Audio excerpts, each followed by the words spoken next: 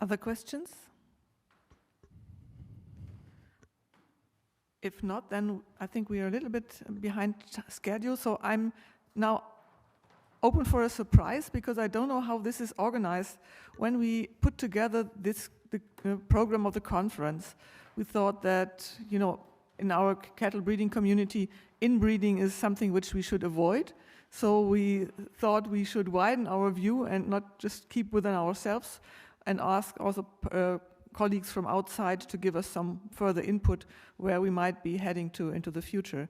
So we decided that we'd like to have a global view on the non-livestock perspectives, and for this, Emily, I think she was the one to persuade Fergal Martin to give us a talk about pangenomics and lessons learned from the human pangenome. Is Fergal online? Okay, then I am indeed. I would be happy to have his presentation. Hello, Fergal. So, yeah, you can hear me, I assume. Yes, you can be nicely heard, and also we have your own screen. Okay, brilliant. So yeah, I'm Fergal Martin. I'm the team leader for eukaryotic annotation at EMBL EBI. So I kind of oversee the ensemble gene build team that do automated genome annotation on eukaryotes, the ensemble comparative genomics team, and the ensemble Havana team who do the manual human and mouse annotation and produce the GenCode gene set. And today I'm going to talk a bit about kind of moving towards pangenomics and a little bit of a focus on the human pangenome, the human reference pangenome that's come out recently. So to begin with, what is a pangenome? Well, a group of organisms generally contains much more genomic sequence than any individual genome. Obviously, we all know this.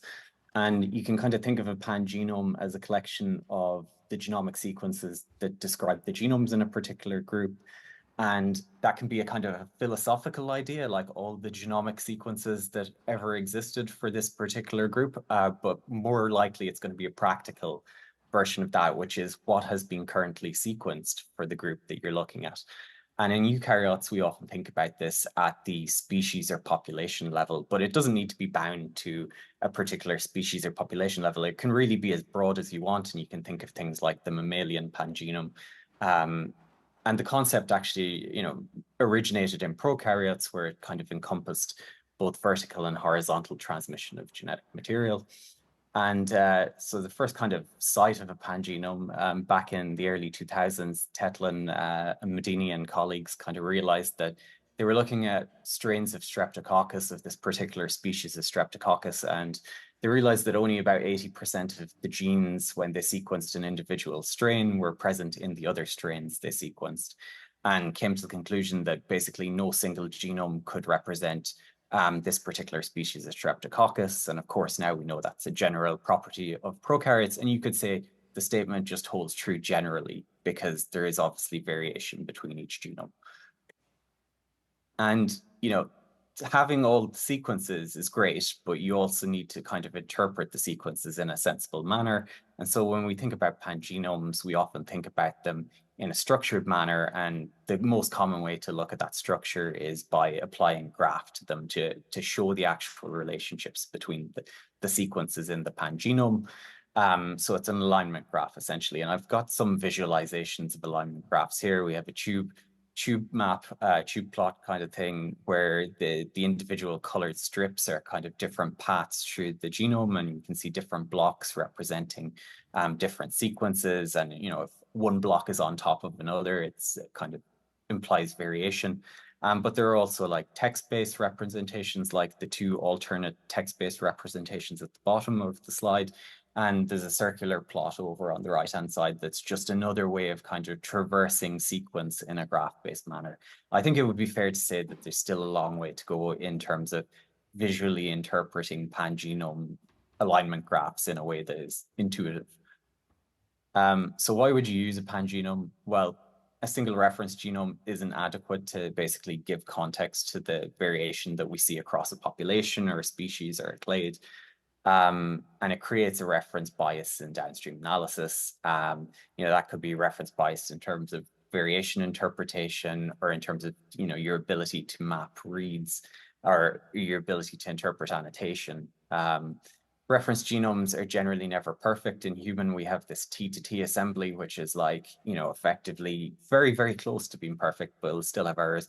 And it wouldn't really matter even if it was perfect, because ultimately it's just one representation. I mean, the genome between every cell in your body is going to be slightly different.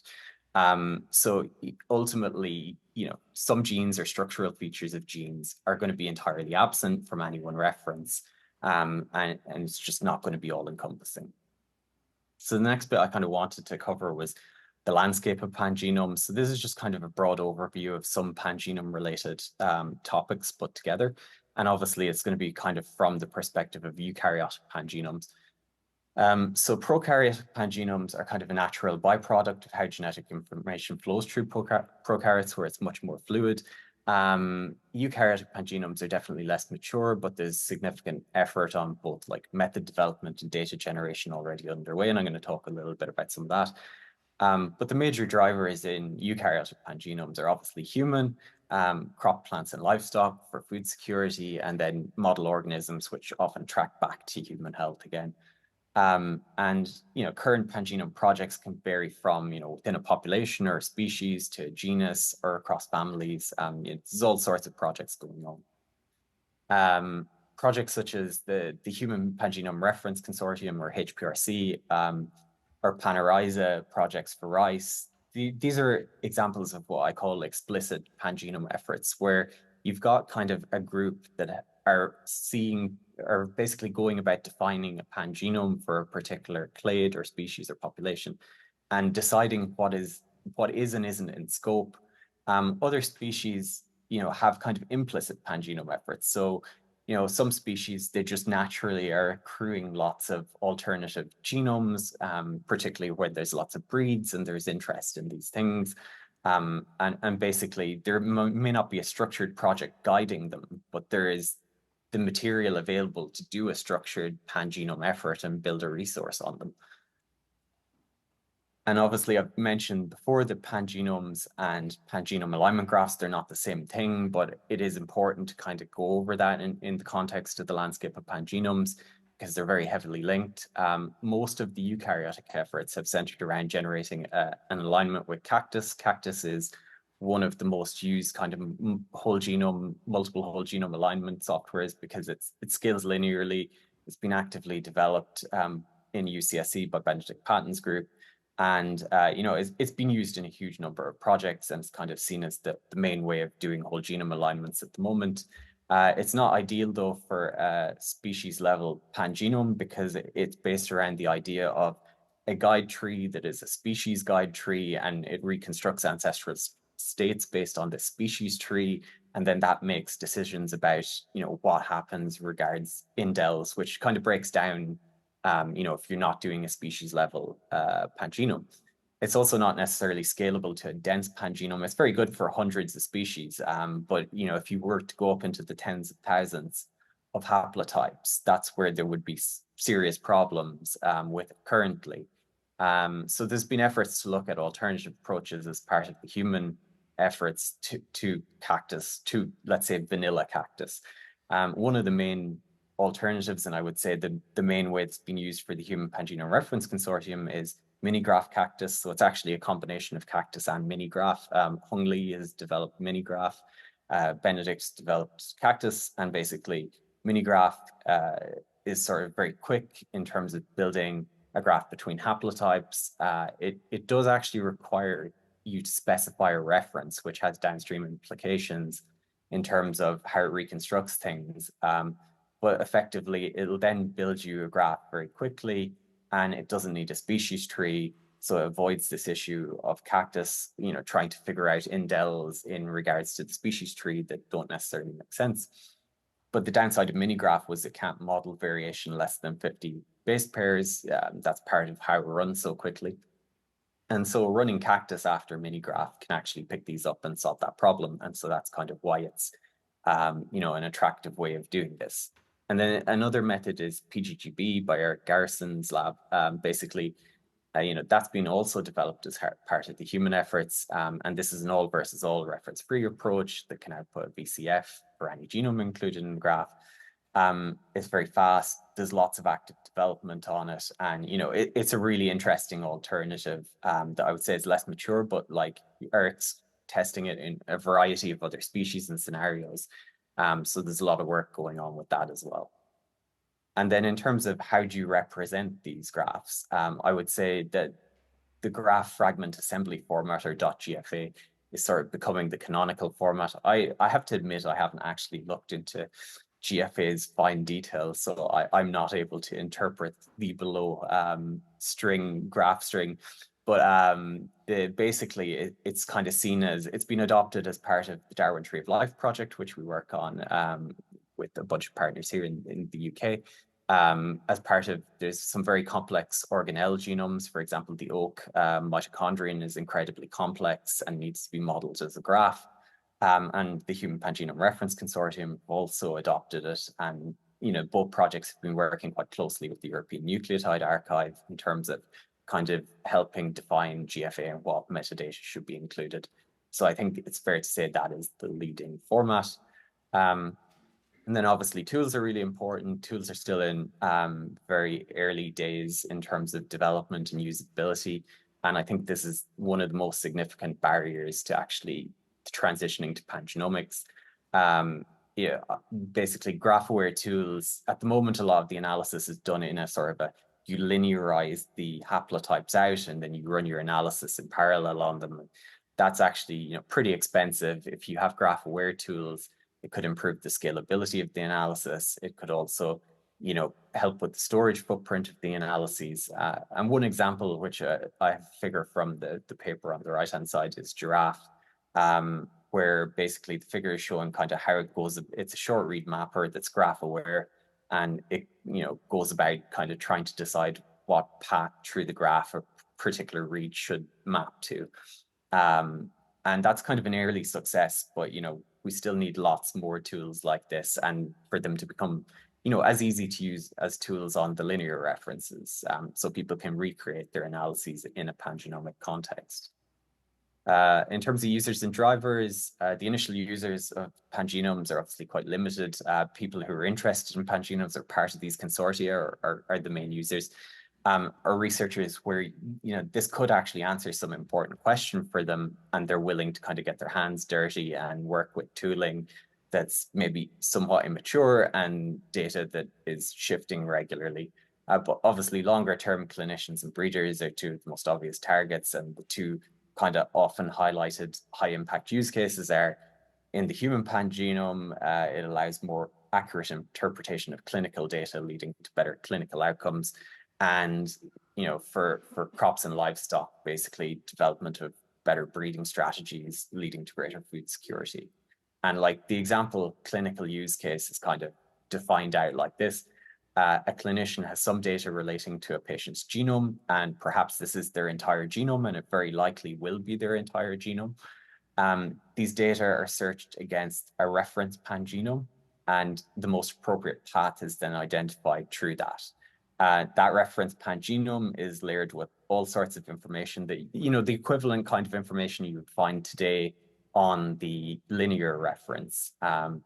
And a clinician can then confidently and seamlessly basically draw a conclusion in a manner that they would on a linear reference today, hopefully even more easily. And then this use of less biased, more targeted data leads to improved outcomes for human health. So that's the kind of the big end goal, but obviously we're very far off getting there. But it certainly is the path that everything is on. So next I want to talk about annotating a pangenome, because it's more along the lines of kind of what my team does on a day-to-day basis. So the most straightforward approach, and what we used for the human pangenome, is this kind of reference-based but also reference-biased approach, where you kind of map annotation from a well-annotated reference. And we have GRCH38, we produce the GenCode gene set on that, and that's, you know, an excellent gene set that we can use to then map to the pangenome. But obviously it misses out on novelty, and there are issues with that, you know, even though it's incredibly well curated.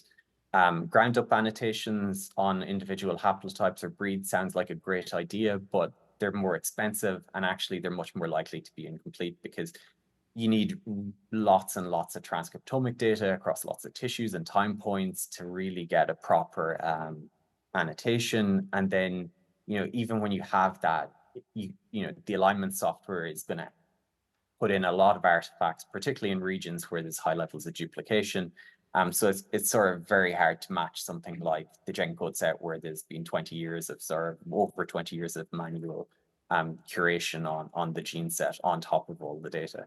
A best of both worlds approach involves, you basically have a sort of semi-curated or curated reference that you can map around, but you also use targeted match transcriptomic data on the haplotypes, and utilize the fact that the pangenome allows for comparative annotation to help filter out some of the noise and identify true novelty.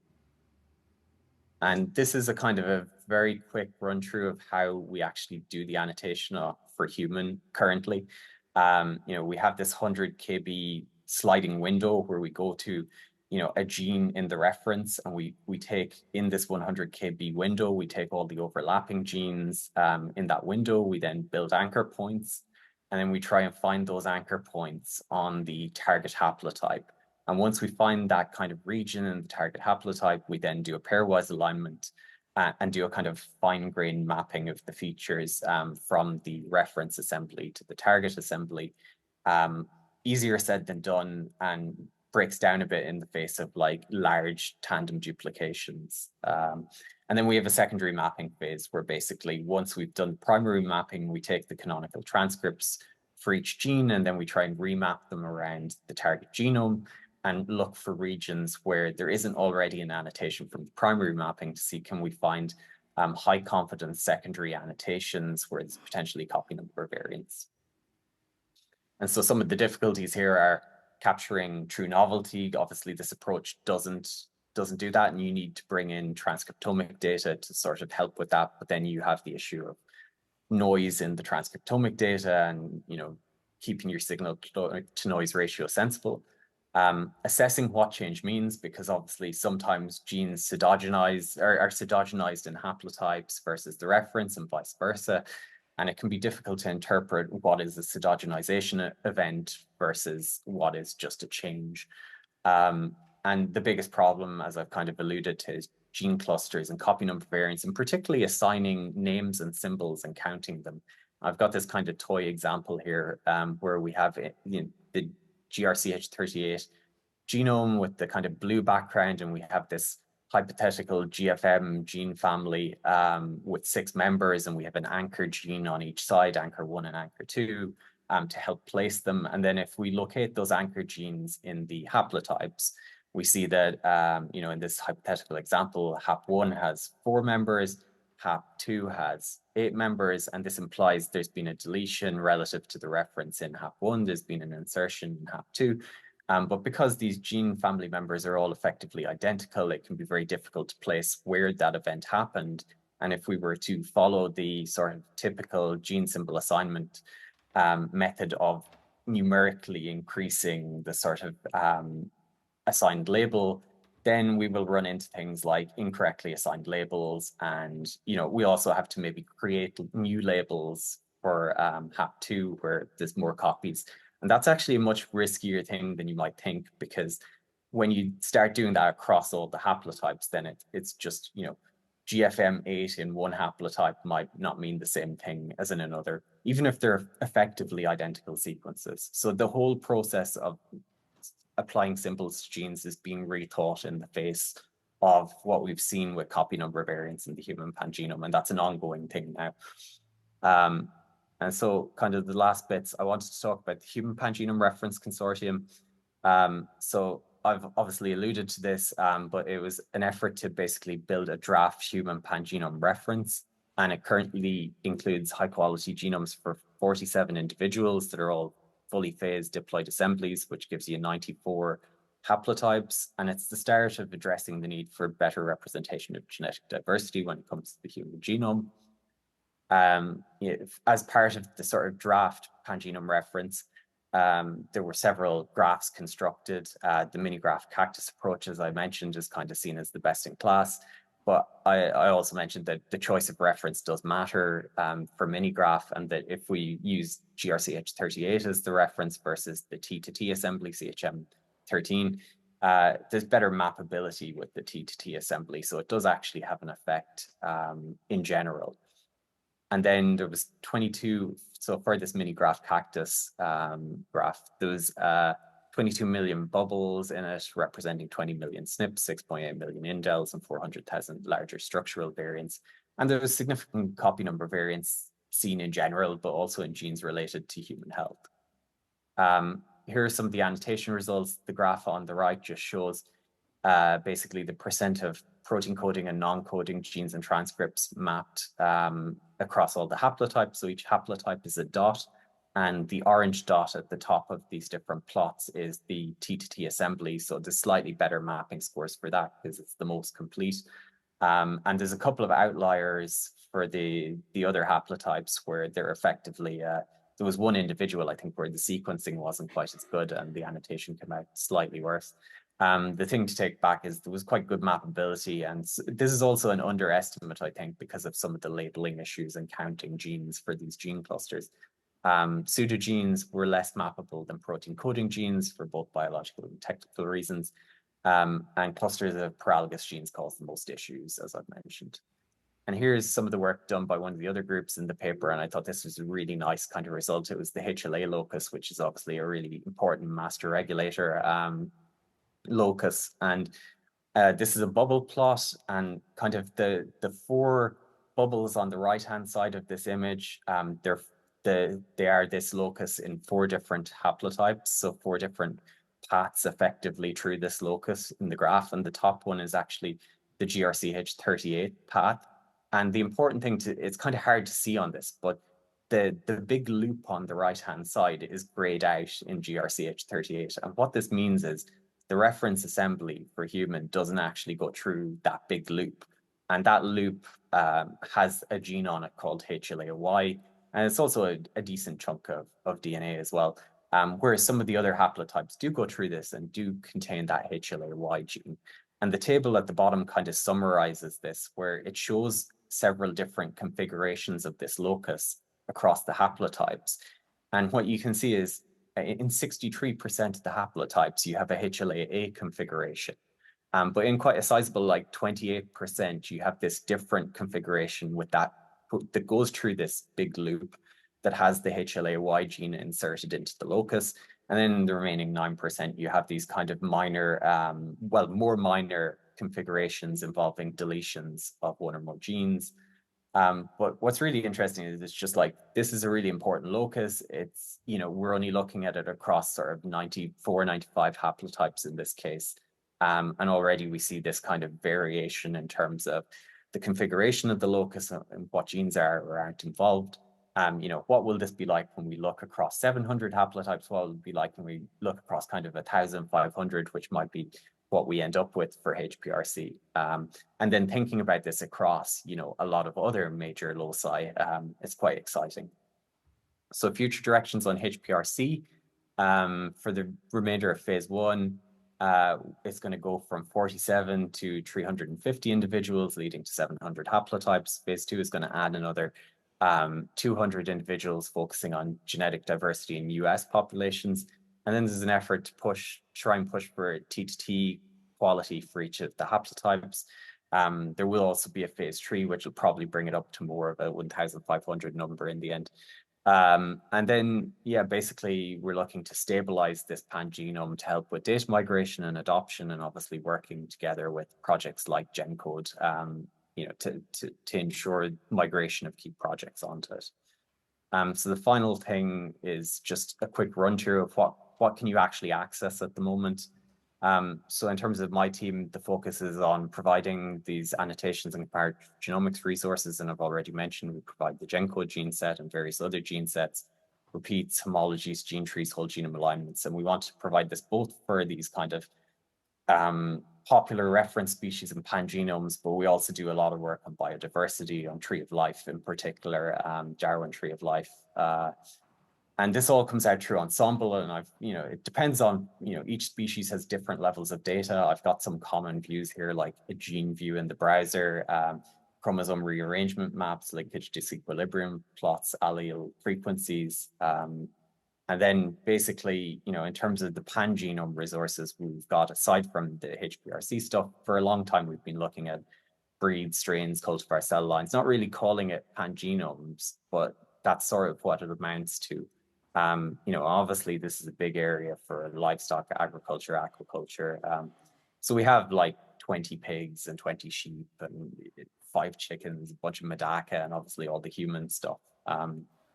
And in terms of accessing the data, so we have a site called Rapid Release, rapid.ensemble.org. So that's where almost all of our new stuff and our pangenomes and our breeds go to in general, because this is allowing us to scale, and there's an awful lot of genomes on this site already. Specifically, if you're interested in the human stuff, we have a projects page at projects.ensemble.org/HPRC that just collates all the HPRC human data.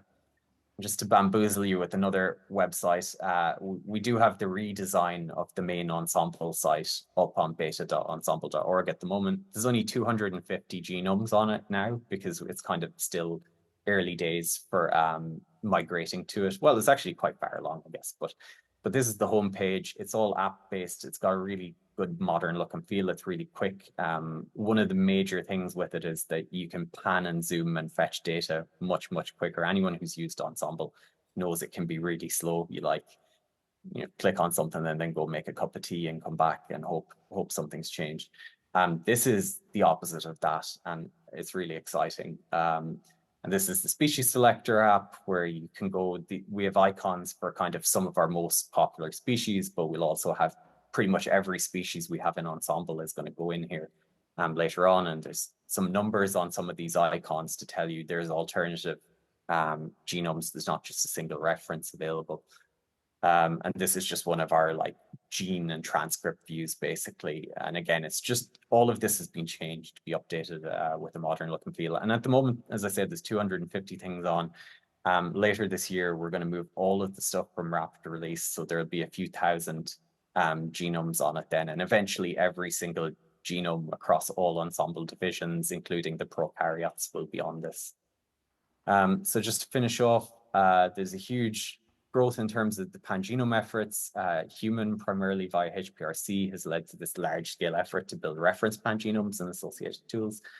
There's already a lot of other efforts underway in the agricultural space, but it's very early days still for use cases, workflows, tools, and visualization, and all of these things are needed to actually get people to use pangenome. So it's kind of like, we have to assume it's a, if you build it, they'll come kind of scenario. And adoption is going to take many more years, and it's also going to take stability and basically usability. And with that, I would just like to acknowledge everyone in the Ensemble team. There's too many of them to list, and particularly also in my team, and our partners on HPRC, particularly the team at UCSC, because we've worked very closely with them on it, and our funders. And with that, I will take questions.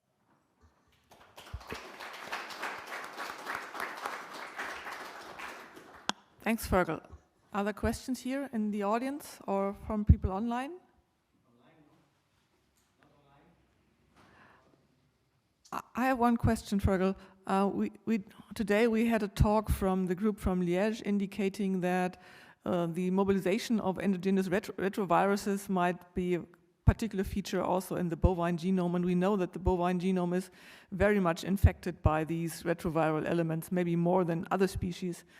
To what extent do you think this might affect all these pangenome efforts, given that we see a lot of fluidics and dynamics potentially in the different genomes of cattle? Yeah, it's kind of hard to say. It could certainly have an effect on building the alignment graph, and it could, potentially introduce artifacts into the alignment graph and make things more difficult in that regard. It really depends on the extent to which it's kind of prevalent in these individual genomes. So yeah, it could absolutely have effects on it. But then it also depends on if you can accurately identify it and mask it out, then you can also mitigate this. So it kind of comes down to how much of it you can can hide away from the alignment process, that will also help. Okay, thank you. Other questions? Emily, you have a question. Thank you. Thanks, Fergal, for the really nice talk and for accepting the invitation to talk as well. So I don't know if it's really a question or a sort of observation. So you mentioned the T2T genome. So I can speak for the pig T2T project. So now we only have 3 chromosomes that aren't T2T for pig. So they're moving forwards. And I think goat is similar. I'm not sure about the progress for cattle. The issue now is detangling the bits that aren't resolved in those bandage grafts for those and for those 3 chromosomes. But and that takes significant resources and expertise from really the human community as well. And then once that's done, we'll have the resources to then do pangenome for pig based on the T2T. But it really requires a lot of training, I guess, and trying to bring the livestock community up to the same level as the human community and be able to use those tools. I just wondered what you thought about training opportunities and how we can do more, maybe to learn from the expertise of the human space, so that we can move maybe quicker with livestock and use these resources that are almost ready.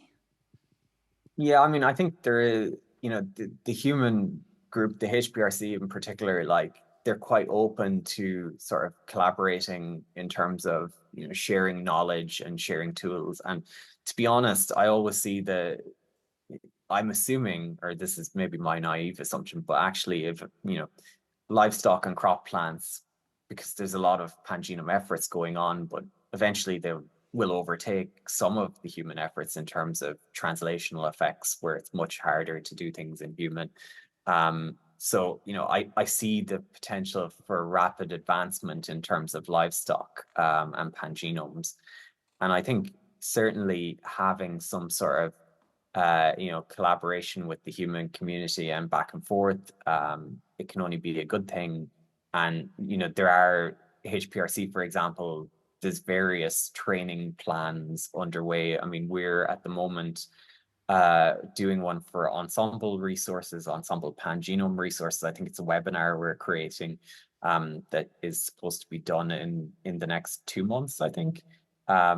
So as we start having these training materials available, I think just trying to make sure that there's good cross communication, which, as I say, HPRC are quite open to, I think.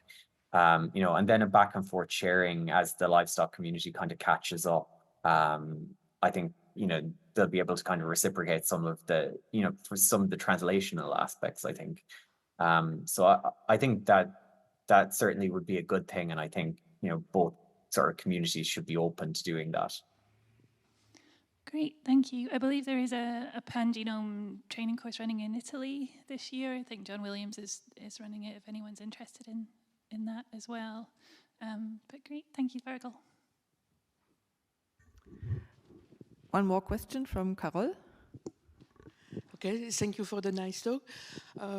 It's about the annotation of pangenome. Do you see an added value to use annotation from a particular animal to remap everything to its own pangenome?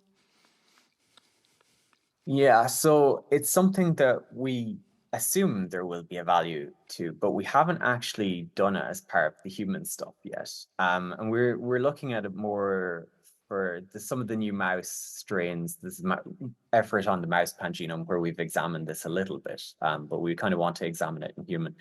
The short answer is yes, we believe there will be benefits to doing this. We believe that there will be, sort of exons that will be picked up that are cytogenized in one individual that are not in another. And I think you kind of need to have match transcriptomic data to really start drilling down into some of these things. So there will be value, but will it have a huge effect on the overall picture of the annotation? I think it will be very interesting, but I don't think it will be incredibly high value. I think the differences are going to come more from the regulatory elements, the the fact that there's copy number variation and it's higher than you would expect. I think they're kind of where the driving forces are. And I don't feel like having the matched transcriptomic data necessarily is, too big a deal for either of those. It's more like, I think it will tell us, things when things are broken in the reference or they're cytogenized in the reference or whatever, having the matched transcriptomic data would be really interesting to like help correct those across the pangenome. But I still think it'll be more about the interpretation of, the expression of genes and the variation in copy number that'll really have the big impact on the analyses. It's coming a bit from the way you are presenting the annotation of pangenome and how you are treating the secondary mapping, for example. If you could have a primary mapping in a specific missing piece of a reference genome for a particular animal, I think your secondary mapping would become primary mapping for that particular animal, and it could help. Yeah. So this is true, and this actually is part of how the vision for some of the manual annotation that's happening on the human pangenome, part of the future of the GenCode project as well, is based around this kind of concept where you might have your primary reference path that is where most of the annotation, the manual annotation and the high quality stuff really takes place, but then there are reasons to go off that primary path and do kind of, annotation on other paths, which then becomes effectively the primary annotation, where the reference path is not as representative of the pangenome as these other paths, or where, in regions where, from a clinical perspective, it's very important to have very precise annotation. That's where we also see that there may be several different sort of primary annotations across a bunch of different paths that will need to be curated. Thank you. Thank you. It's a very quick question, Donald, a very, very quick one, because we are a little bit behind schedule. Hello, I'm an ethicist rather than a geneticist, and I'm interested in genome editing. And I'm seeing two different trends. One is saying, with your pangenome studies, a widening, and in genome editing, a narrowing.